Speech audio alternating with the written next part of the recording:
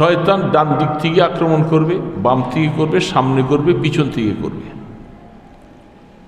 দুইটা দিক খালি থাকে।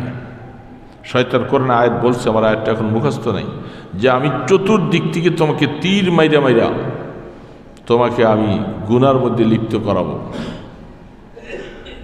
তো দুইটা দিক খালি আছে, উপর আর নিচে। তো আল্লাহ পাক বলছে, তুই ডানে দেখিস না, বামে দেখিস না, সামনে না পিছনও না, তুই নিচের দিকে চেয়ে হাঁটবি।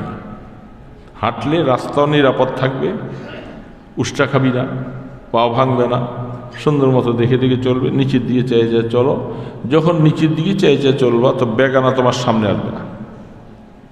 আর যখন এই হালাত তোমার তৈরি হবে, আল্লাহ পাক বলে উপরের দিকের থেকে আমি আল্লাহ পাহারা দিয়ে আমার রহমত নাজিল করব, তুমি নিরাপদ থাকবা। নিরাপদ। এখন আমরা তো বাইর হইয়েই কাল ডানে চাই, বামে চাই, এদিক চাই, ওই দিক চাই, ওই দিক না চাইলে ভালোই লাগে না। হাকিম মোহাম্মদ থানভী রহমতুল্লাহ আলাইহি লিখছেন মালফুজাত, ওনার ঘটনা লিখছেন, উনি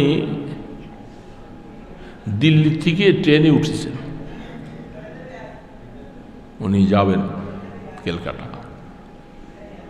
তো ট্রেন চলন্ত অবস্থায় ওনার সাথে খাদেম আছেন, উনি ডানও তাকায়, বামও তাকায়, এদিক সেদিক তাকায়।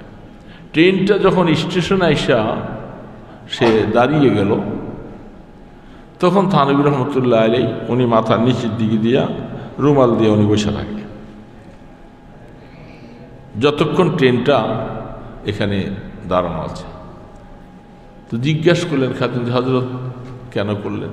বলে যে এখন বড় স্টেশন তো, ওই পাশে আবার ট্রেন আরেকটা দাঁড়ানো আছে, আর আমিও ট্রেনে আসি। তো ট্রেন দাঁড়ানো অবস্থায় সাধারণভাবে ওই ট্রেনের মধ্যে বেগানা নারী আছে,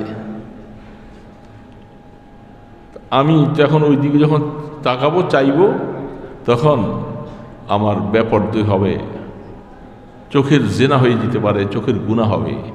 এই জন্য ট্রেনটা যতক্ষণ এখানে হোল্ড করে থাকে ততক্ষণ পর্যন্ত আমি নিচের দিকে থাকি। আবার ট্রেন ছাড়লে তখন, কারণ ট্রেন চলন্ত অবস্থায় কিছু দেখা যায় না,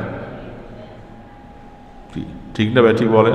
ট্রেন চলন্ত অবস্থায় দেখা যায়, শো করে চলে যায়। এতটুকু পর্যন্ত এহতিয়াত করেছেন হাকিম মোহাম্মদ থানভী। এমনি থানভী হয়নি।